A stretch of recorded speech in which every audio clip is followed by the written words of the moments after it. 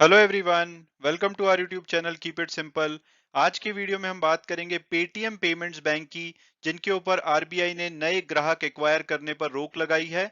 इसके अलावा इनको आईटी सिस्टम का कॉम्प्रिहेंसिव ऑडिट कराने को कहा है। तो इस टॉपिक को हम इस वीडियो में डिटेल में डिस्कस करेंगे और ये भी बात करेंगे कि क्या करंट प्राइस पे आपको पेटीएम का शेयर लेना चाहिए या नहीं। और आगे बढ़ने से पहले अगर आपने अभी तक चैनल को सब्सक्राइब नहीं किया तो प्लीज सब्सक्राइब करके हमें मोटिवेट कीजिए।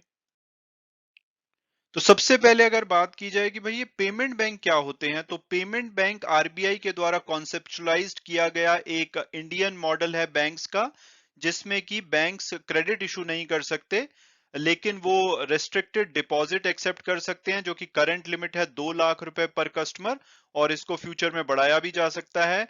और ये जो बैंक्स हैं ये लोन्स और क्रेडिट कार्ड इशू नहीं कर सकते, लेकिन ये current account, saving account operate कर सकते हैं। इसके अलावा ये एटीएम कार्ड और डेबिट कार्ड भी इशू कर सकते हैं और ऑनलाइन और मोबाइल बैंकिंग भी प्रोवाइड कर सकते हैं।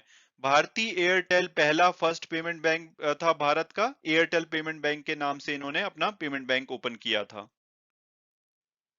और अब अगर बात की जाए कि भाई ये पेटीएम पेमेंट बैंक क्या है, तो ये भी एक इंडियन पेमेंट बैंक है, जिसको कि 2015 में फाउंड किया गया था। इसका हेडक्वार्टर नोएडा में है और 2015 में इनको आरबीआई के द्वारा लाइसेंस मिल गया था पेमेंट बैंक का, लेकिन इसको नवंबर 2017 में लॉन्च किया गया था। और ये विजय शेखर शर्मा जो फाउंडर और सीईओ हैं पेटीएम के, उनके द्वारा साथ साथ में 197 कम्युनिकेशन जो कंपनी है, जो कि पेटीएम के नाम से लिस्टेड है, इन दोनों के द्वारा इस पेटीएम पेमेंट बैंक को ओन किया जाता है। और जो विजय शेखर शर्मा है वो पेटीएम पेमेंट बैंक के चेयरमैन हैं। और अब अगर बात की जाए लेटेस्ट डेवलपमेंट की, तो रिजर्व बैंक ऑफ इंडिया ने आज यानी कि 11 मार्च को पेटीएम पेमेंट्स बैंक के ऊपर नए कस्टमर ऑन बोर्ड करने का बैन लगा दिया है। और ये बैन इमीडिएट इफेक्ट से लगाया गया है, यानी कि अभी से वो नए कस्टमर्स को ऑन बोर्ड नहीं कर पाएंगे। और ये बैन लगाया गया है क्योंकि बैंक में कुछ सुपरवाइजरी कंसर्न्स पाई गई हैं। आरबीआई ने अपनी स्टेटमेंट में बोला है कि कुछ मटेरियल सुपरवाइजरी कंसर्न्स मिली हैं, जिसकी वजह से बैन लगाया गया है। इसके साथ साथ आरबीआई ने बैंक को बोला है कि भाई आप एक आईटी ऑडिट फर्म को अपॉइंट कीजिए और अपने जो आईटी सिस्टम है उनका कॉम्प्रिहेंसिव सिस्टम ऑडिट कराइए। और जब कॉम्प्रिहेंसिव आईटी सिस्टम की रिपोर्ट आ जाएगी आईटी ऑडिटर्स के द्वारा, तो आरबीआई उसको रिव्यू करेगा। उसके बाद देखा जाएगा कि कुछ स्पेसिफिक परमिशन के साथ इनके नए कस्टमर की ऑनबोर्डिंग को अलाउ किया जाएगा या नहीं।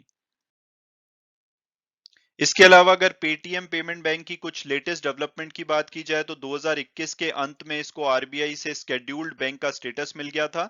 स्केड्यूल्ड बैंक क्या होते हैं? ये वो बैंक होते हैं जो कि स्केड्यूल 2 जो reserve bank of India act 1934 का है, उसके अंडर लिस्टेड होते हैं।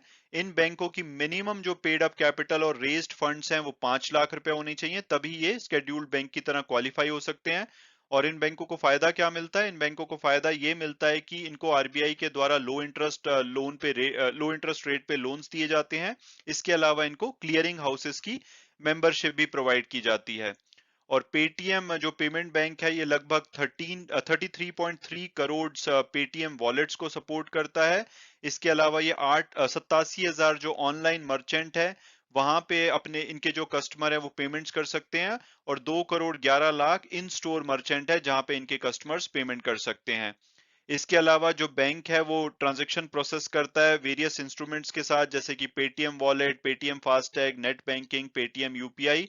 और इनके जो 31 मार्च 2021 का डेटा रिलीज हुआ था उसके हिसाब से 64 मिलियन सेविंग अकाउंट्स थे और 5200 करोड़ रुपए के इनके पास डिपॉजिट्स थे। और अभी पीछे ये लार्जेस्ट यूनिफाइड पेमेंट यानी कि यूपीआई के बेनिफिशियरी बैंक बने हैं, जिसमें कि लोएस्ट टेक्निकल डिक्लाइन रेट पाई गई है अमंग बेनिफिशियरी और रेमिटर बैंक्स जो भी हैं। और अब अगर बात की जाए कि क्या हमें करंट प्राइस पे पेटीएम का शेयर लेना चाहिए, तो सबसे पहले अगर हम इसकी पास्ट परफॉर्मेंस देखें तो पिछले साल इसकी लिस्टिंग हुई थी, लेकिन 1 जनवरी के बाद से इसने 42% की नेगेटिव रिटर्न दी है। पिछले 3 महीनों में तो 51% की नेगेटिव रिटर्न है। और पिछले एक महीने में भी ये 14.5% गिरा है, यानी कि डिसअपॉइंटेड परफॉर्मेंस रही है इसकी लिस्टिंग के बाद से। और टिकर टेप के प्रिडिक्टिव एनालिसिस को देखें तो वो इसका एवरेज टारगेट प्राइस लगभग 1400 रुपए के आसपास बताते हैं। हायर साइड पे 2600, लोअर साइड पे 722। जो आज की क्लोजिंग हुई है 775 पे, उस हिसाब से तो ये अपने एवरेज टारगेट प्राइस से काफी नीचे पे अवेलेबल है। तो प्राइसिंग डेफिनेटली अट्रैक्टिव लगती है। लेकिन अगर मेरी पर्सनल ओपिनियन पूछी जाए तो मुझे लगता है कि ये न्यूज़ नेगेटिव है, तो मंडे को इनका शेयर बहुत ज़्यादा गिर भी सकता है। तो अभी मेरी पर्सनल ओपिनियन में मैं एडवाइस नहीं करूंगा कि इस शेयर में इन्वेस्ट करना चाहिए। बाकी अगर आपको अच्छा लगता है ये शेयर और आपका लॉन्ग टर्म विजन है तो मे बी प्राइसिंग अट्रैक्टिव हो सकती है, लेकिन अभी ये न्यूज़ नेगेटिव है तो ये फर्दर गिर सकता है।